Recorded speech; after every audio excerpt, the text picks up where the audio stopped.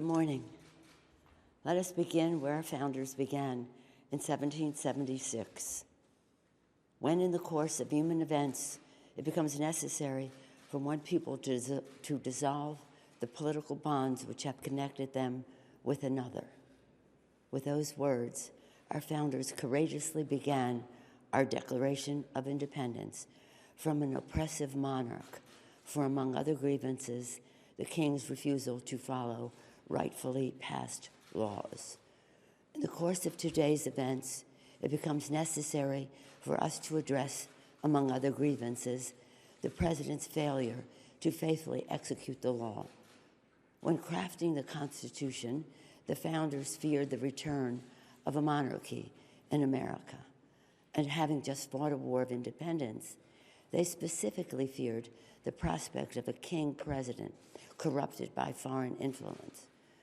During the Constitutional Convention, James Madison, the architect of the Constitution, warned that a president might betray his trust to foreign powers, which might prove fatal to the Republic.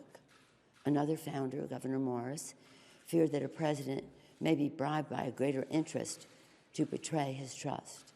He emphasized that this magistrate is not the king. The people are the king. They therefore created a constitutional remedy to protect against a dangerous or corrupt leader: impeachment. Unless the Constitution contained an impeachment provision, one founder warned, a president might, quote, spare no effort or means whatsoever to get himself reelected. Similarly, George Mason insisted that a president who procured his appointment in his first instance through improper and corrupt acts might repeat his guilt and return to power. During the debate over impeachment at the Constitutional Convention, George Mason also asked, "Shall any man be above justice? Shall that man be above it who can commit the most extensive injustice?" In his great wisdom, he knew that injustice committed by the president erodes the rule of law, the very idea of fair justice, which is the bedrock of our democracy. And if we allow a president to be above the law, we do so surely at the peril of our republic. In America, no one is above the law. Over the past few weeks, through the Intelligence Committee working with the Foreign Affairs and Oversight Committees, the American people have heard the testimony of truly patriotic career public servants, distinguished diplomats, and decorated war heroes, some of the president's own appointees. The facts are uncontested. The president abused his power for his own personal political benefit at the expense of our national security by withholding military aid and crucial Oval Office meeting in exchange for an announcement of an investigation into his political rival. Yesterday, at the Judiciary Committee, the American people heard testimony from leading American constitutional scholars who illuminated without a doubt that the president's actions are a profound violation of the public trust. The president's actions have seriously violated the Constitution, especially when he says and acts upon the belief.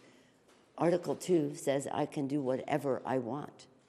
No, his wrongdoing strikes at the very heart of our Constitution, a separation of powers, 3 co-equal branches, each a check and balance on the other. A republic, if we can keep it, said Benjamin Franklin. Our democracy is what is at stake. The president leaves us no choice but to act, because he is trying to corrupt, once again, the election for his own benefit. The president has engaged in abuse of power, undermining our national security and jeopardizing the integrity of our elections.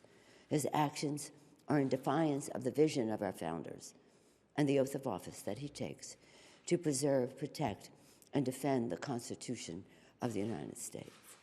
Sadly, but with confidence and humility, with allegiance to our founders and a heart full of love for America, today I am asking our chairman to proceed with articles of impeachment. I commend our committee chairs and our members for their somber approach to actions which I wish the President had not made necessary. In signing the Declaration of Independence, our founders invoked a firm reliance on divine providence. Democrats, too, are prayerful, and we will proceed in a manner worthy of our oath of office to support and defend the Constitution of the United States from all enemies, foreign and domestic. So help us God. Thank you.